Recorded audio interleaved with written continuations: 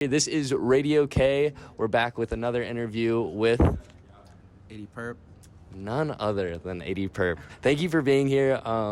Really excited to sit down and chat a little bit. We were already talking about some kind of north relations, I guess you could maybe call it, between Canada and Minnesota. Actually, I'd love to get into that just a little bit too. What are your connections to here in Minnesota? Not here in Minnesota. Here in Texas. Canada. Yeah. So like I went to school in St. Peter, which is like 2 hours out of Minneapolis for like a semester. And my brother went to that school too, and he was really good friends with some producers that were out there. And some of my like best memories from while I was at school there was like we would take the bus to Minneapolis and spend some time with the producers out there. Zach Kahn was a really dope producer who we spent a lot of time with. I've worked with a lot. Super great guy, super talented.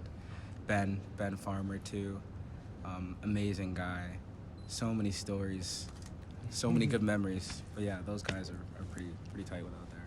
Yeah, absolutely. And I think what's cool too is I love that you were kind of able to see a door into where we come from, and our love and passion for music. And I know that's the same way for you locally as well with Edmonton.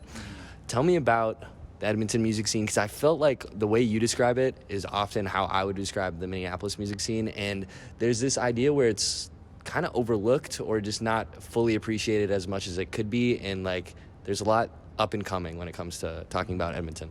Yeah, like I think the Edmonton music scene is very juvenile. Like it's very young right now. And it feels like it's bubbling and something's about to happen. That's like what it feels like with the Edmonton scene. It also feels like a tad bit cliquey, but that's okay. That's just kind of how everything starts out. I don't think that Edmonton is as aware of what's happening in Edmonton as everywhere else is as aware of what's happening in Edmonton. So that's interesting. As in they're like just almost worried so much internally that they're not seeing the full picture? Well, like I just feel like Edmonton isn't necessarily as tapped into themselves as they could be, you know? Like I feel like people could discover their new favorite artist is really close to them, like more easily than you'd think, I think. So, but that'll change. Like I get it. There's so many distractions these days, and like there's so much to see everywhere else that sometimes you forget that there's some really dope stuff happening like right at your front door. And Edmonton's never really been like an entertainment music place before, so people might not expect it, and people aren't used to it and stuff like that. But I think it'll change really, really soon here. There's so much talent like coming out, and people are starting to go to shows more and stuff. It's like nature is healing almost. Yeah. And as that starts to brew, I would like to start to paint a picture of 80purppp and maybe go back a little bit and find the origin story there, because it seems like the love and appreciation for music has always been there, whether it was early on piano lessons or, you know, whatever your dad would play. It sounds like he had a crazy catalog of music that he would sift through. But let's go to sophomore year, where a lot of passion was in the hands of basketball. And when that didn't go your way, walk me through the thought process of what happens next now that basketball might not be in the picture. Yeah. So like up until that point, I thought I was like Michael Jordan. Like I thought I was league bound. Right. Like I made it like my whole personality. Like I was a baller, because like I was pretty good at like my junior high. Like the school system is a little different from the American school system. So we have middle school from 7th to 9th, and then high school starts in 10th and ends in the 12th grade. And so up until like the 9th grade, I was like the dopest baller, or one of the dopest ballers at my school. There was one guy who was better than me, but we won't mention his name for the sake of the interview. Who he is. Like yeah, it was tough because like I'd associated something, and I felt that other people had associated something with me for quite a while, you know, and to be told that I wasn't good enough to like pursue that at the time, like it was a huge blow, and I was sad. Like it really hit me, you know. But I made a decision that I wasn't just gonna like, I don't know, like just become someone that like wasn't doing anything. Like I didn't want to be like a wayward person that just like lets the wind blow them any which way. Like I really liked having a passion that I could associate with myself and something that I could push myself in that I thought I was good at. So then I started like thinking, I'm like, what could I do? I really don't want to be the guy that didn't make the basketball team. And was like hanging around after school, shooting the basketballs in the gym, rebounding. I didn't want to be that guy. I was like, what do I do? What can I do? And then it was interesting. A couple artists at my school, like there was a couple kids older than me that they made music. Like they put music out on SoundCloud, and they even like performed at some of like the school events and stuff, which I thought was pretty cool. But when I listened to their music, like I thought it was good, but like I felt like this competitiveness, like I felt the competitiveness like come back for a second, like. But I still wasn't sure like what it was. I just listened to the music and I was like, I felt something in my stomach, like, and I was like, oh, like what's this feeling? But anyway, I was just like, okay, I still figured out what I wanted to do. I didn't know it was that yet. I was like, what do I want to do? Yeah. And then like and then someone made a diss track like on SoundCloud about somebody at the school. Like it was so funny. Like it was revolutionary. Like no one had ever done anything like that before, you know. And I was like, a diss track. Holy shit, this is great. And it didn't even sound like that terrible, in comparison to the stuff that the other people had been dropping like in high schools around the area. So I was like, let me get in on this shit. Yeah. So I fucking go on my phone, my Samsung. Fuck, what was it? Some Samsung phone. Yeah. I think. And I recorded a diss track. I had the Drake KMT beat. I swear, I had the Drake KMT beat on the computer playing, and then the phone recording my vocals and the beat coming off the computer. And I made this diss track and I put it out, and it did pretty well, like amongst like the high schools in the area. And I was like, yo, like I started to like this feeling. I'm like, yo, I'm glad that it's gone. I deleted it a long time ago. So yeah, I know there are no traces unless someone. Yeah, where's the WAV file? Hey man, maybe someone has it. But it's gone. But that was kind of the start. It's weird. Like you wouldn't think that, but like that was like my intro into like what it would be like to make music and put it out. Right. And then like after that diss track, and like I saw people were like liking it, and even if they were making jokes about it, like I still liked that recognition. I thought it was cool that people like listened to something that I did.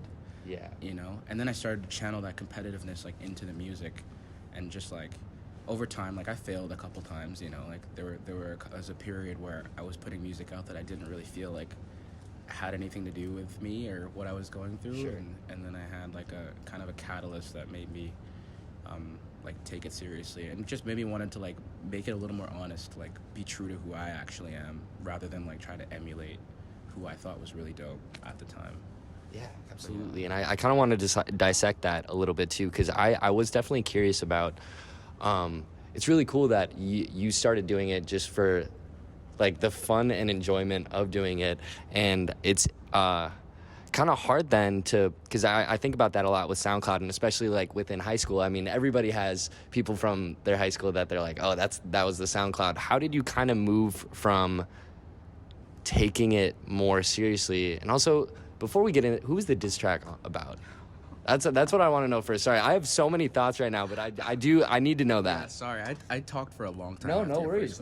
But it was to this one guy named Eugene at my school, and he didn't do anything. He didn't do anything wrong. There was no beef or anything. Like we were friends, and like someone made a diss track about someone else, and then I just attacked him. Like I don't know what I was on, but he came back and dropped some stuff against me. So it wasn't just like a one-sided onslaught type thing. It was a rivalry to an extent. Sure. But yeah, I was to this guy named Eugene at the school. It was so weird. I didn't have to do that. I'm sorry, Eugene, if you're watching this. Eugene. But thank you at the same time, because I wouldn't be here without you, dude. Absolutely. Seriously. He's a sacrificial lamb. Yeah. Shout out Eugene. So then taking that and kind of, because there are definitely those two different routes where like you said, some of the SoundCloud stuff gets deleted. And now, how do you move from the stuff that you didn't want to get deleted and you actually wanted to find that voice? Because you were saying that you were putting stuff out that you didn't really feel. What was like the first instance where something started to change there? Well, like with all great stories, it starts with a girl. Okay, absolutely. So like up until this point, I was kind of using this newfound music obsession identity thing to like be someone else, like be an idealized version of myself. Like I was really mimicking the artist I loved at the time. So like the Cardi, like this is the Cash Cardi phase. This is pre Whole Lotta Red, pre Dilit even, like self-titled Cardi. I really rocked with X at the time, and I still do. Like, but I was emulating them, not in a way to like pay homage, but to literally like just kind of copy them as best as I could, and just like release songs that were as similar as to what was happening, so that people would listen to an extent. And I did that like I did it not out of a place of like wanting to make good music and like wanting to like truly like align with that competitive instinct in me, like that I felt. It's image based. It was image based. It was like who I wanted people to like see me as, and like I wanted to be cool, like I wanted to be popular, like things like that I was really, really chasing through the music. And I got stood up by this girl on this date, and then I was like, hey, this clearly isn't working. Okay. We need to revisit what's happening here. And then I destroyed everything. So I deleted everything. Rebrand. Completely. I wiped everything, like down to the Instagram pictures, everything. And I was like, and I told myself I'm not going to come back to this until like I know what I'm going to do, like, and how I'm going to do it. And I really planned everything out. And I just wanted to like encapsulate something a little more honest to myself, something that I could like grow into also, you know, something that was like true to like my truest essence, so that no matter wherever I go, it would always kind of like fall under that umbrella, you know. Yeah, so. Absolutely. And throughout this process of knowing more about you now, we have to say thanks to Eugene, and now we have to say thanks to the girl that stood 80perp up, right though? Yeah, I think we do. Like, thank you, I guess. I hope she's doing all right. Yeah. But that's cool that you were kind of then able to see, okay, like, even if I am doing it for the image isn't necessarily getting you what you thought you wanted either. So it's like, okay, well, let me take this genuine approach then. And now fast forward a little bit, you put out some songs in 2018, and you have Hex come about, and that one blew up. And I'm really curious just to hear, like, not necessarily the misconceptions, but what gets overlooked when you have a viral song? Because there are a lot of benefits, but I feel like it comes with expectations, you know. Well, nowadays people just like want you to make the same song over again, you know. I used to think that was a really bad thing. I still don't think it's the best thing in the world, but it truly is a reflection of the culture, you know. Like back, like when I was younger and I was a fan of the artists that were out, like our favorite thing to do was to like associate a lot with the artists and like get to know the artists, and like whatever they did was cool, and we actually like encouraged them to like try new things and be different. Whereas nowadays I feel like people want to go to each specific artist that they find and get one thing out of that artist, right? So they tend to want or expect the same thing from an artist over again, you know.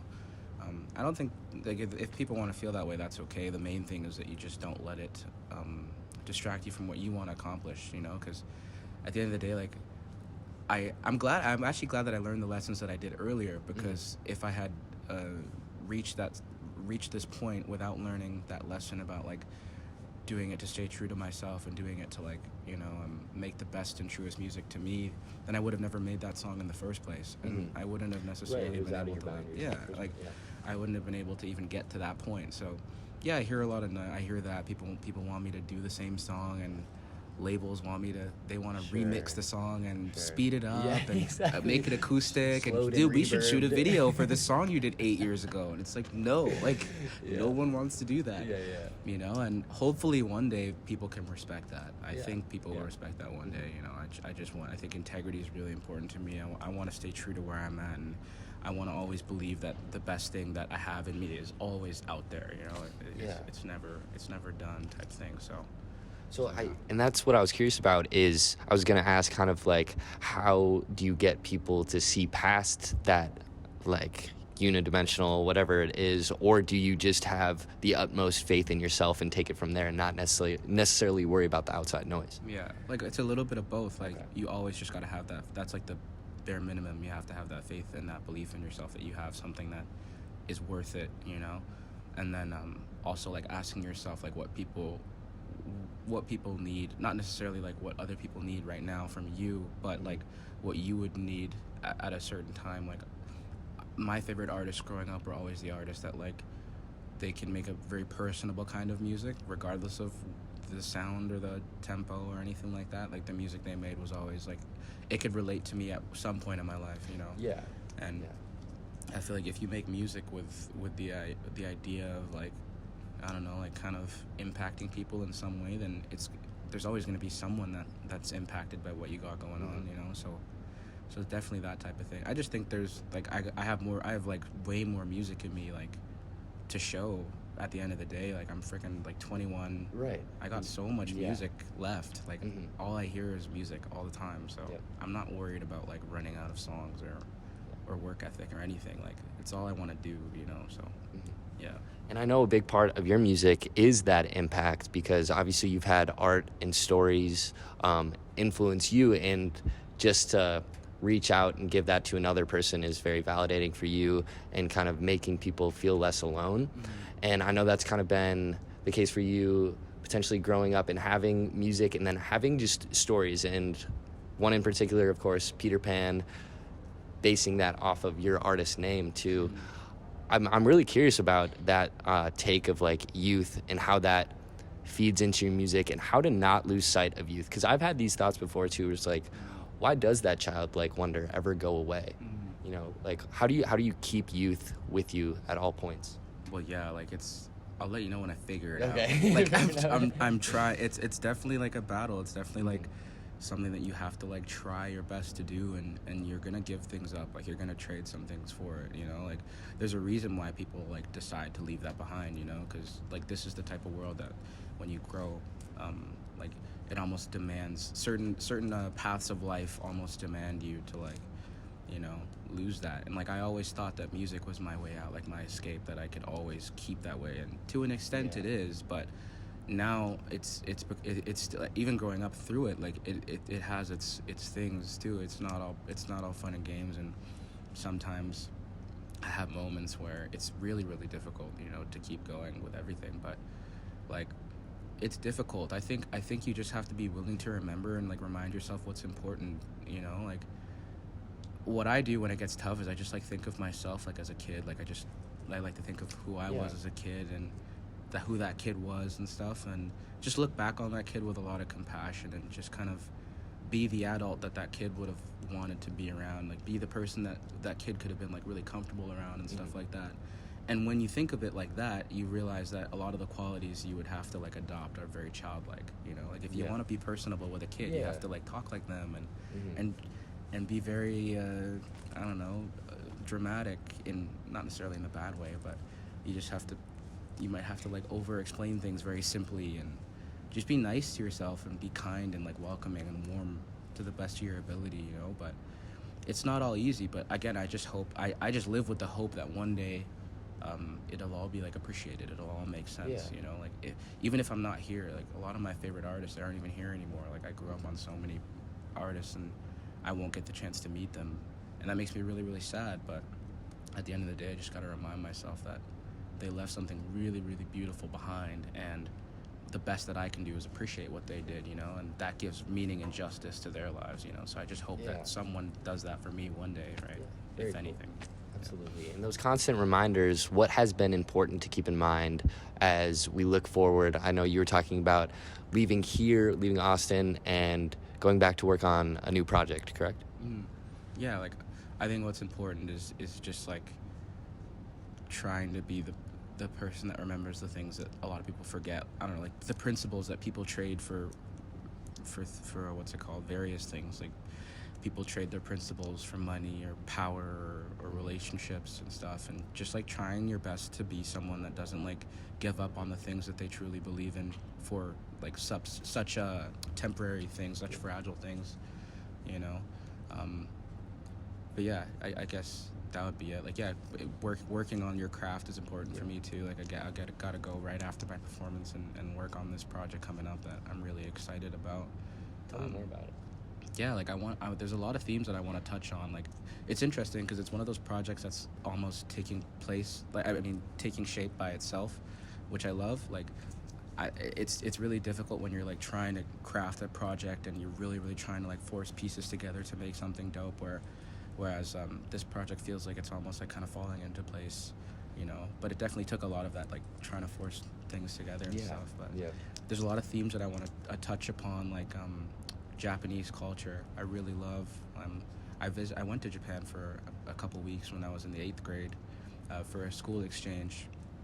And it's funny because at the time, like, I didn't appreciate what was actually happening. Like, I still had an amazing time. Like, my host family was amazing, and the experience was priceless. And a part of me knew that it was really great what was going on, but I was still a kid, you know, and I still don't, I don't think I really like soaked in as much as I could have soaked in. But I recently like reconnected with some of those kids that I went to school with. Like I've been searching for them for years to no avail, and I finally was able to find them pretty recently. So I'm actually asking for their help with my project type thing, just to make it. There's just a lot of things that I want to pay homage to through Japanese culture, because I love it. Like I watch so much anime and stuff like that, and I just think there's a lot about their art form that I would like to showcase how I feel through. I love experimenting with language and stuff. Like, I feel like it's so cool. I feel like language is one of those things where, like, it proves that there's a collective consciousness. Like, language as a concept wouldn't work if our brains weren't all, like, connected to something bigger, I think. So I love experimenting with that disconnect, you know. I just feel like there's a lot to be understood in, like, what you can't understand when it comes to language. You know, so I'm excited to touch upon that with this project, and like all the other stuff we talked about. Absolutely. It's gonna definitely be in there. Yeah, that's really cool to see coming down the road. And then, just one of my like last questions. I'm curious about inspirations, like you kind of said, Japanese culture that aren't music based, that might have been influencing you. Maybe not even on this project, but just recently, creatively. What inspirations, non-music wise, have infiltrated your music? Yeah. So I'm not special. Like I love a lot of anime. Like One Piece is my favorite anime, probably. Hunter x Hunter. But yeah, like I just like a lot of people don't really like the shonen anime, like the story of the hero type thing. But I love it. You know, like I feel like it helps me keep going in my life. You know, like life can be very complicated and confusing. So sometimes it's just nice to see like that very straightforward, you know, clash. Good against evil, you know, type thing. So I really appreciate that art form for kind of keeping that alive. I feel like it's a source of encouragement. It helps me keep going in my life, and it helps my life, and it definitely like helps the music, like indirectly, kind of like what you were saying, for sure. So when I appreciate you then also bringing your art out into the world and letting people kind of grasp that as well. I think that's a really powerful thing, and I just appreciate that. I appreciate you. You've been kind of dropping words of wisdom, it seems like, throughout this whole interview, but are there any parting words, any words of wisdom you want to leave us off with today? Let me think. Damn, you put me on the spot. Shit, I gotta freestyle something. One of my favorite quotes, like it's not even like I don't think it was on purpose, it was in a song. Mac Miller, he said something kind of like, you'll never be able to escape the weight of your potential. And I really, really like that. I think that's fucking powerful, dude. Like that quote will keep you up at night if you're fucking like undelivering in your life.